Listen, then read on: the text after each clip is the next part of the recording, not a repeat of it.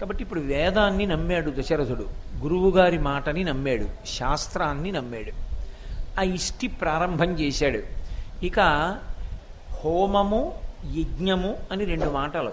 యజ్ఞమునందు అంతర్భాగమే హోమము. హోమము అంటే అగ్నియందు మీరు హవిస్సుని వ్రేల్చుట అంటారు. హవిస్సుని వేసే ప్రక్రియకి హోమము అంటారు. యజ్ఞము అంటే తత్పూర్వభాగంతో కలిపి దీక్షాస్వీకారంతో కలిపి ఒక ప్రాంగణాన్ని నిర్మాణం చేసి ఉంచడానికి యజ్ఞశాల అంటారు. ఆ యజ్ఞమునందు అంతర్భాగమే హోమము. హోమము వేరు, బలి వేరు. బలి అంటే దేవతల కొరకు ఇచ్చినది కాదు.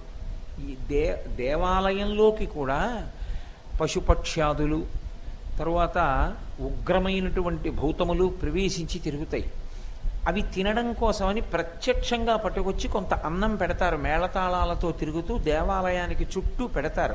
బలిపీఠములను ఉంటాయి, వాటి మీద పెడతారు. బలి అంటే రోజు చంపడం అని మీరు అనుకోకండి. నైవేద్యం పెట్టిన అన్నమే గంట కొడుతూ తీసుకొచ్చి పెడతారు. అవి కాకులు మొదలైనవన్నీ తింటూ ఉంటాయి. దాన్ని బలి పెట్టారు అంటారు, బలిహరణము అంటారు. దేవతలకిస్తే హోమమునందు అగ్నిముఖంగా ఇస్తారు.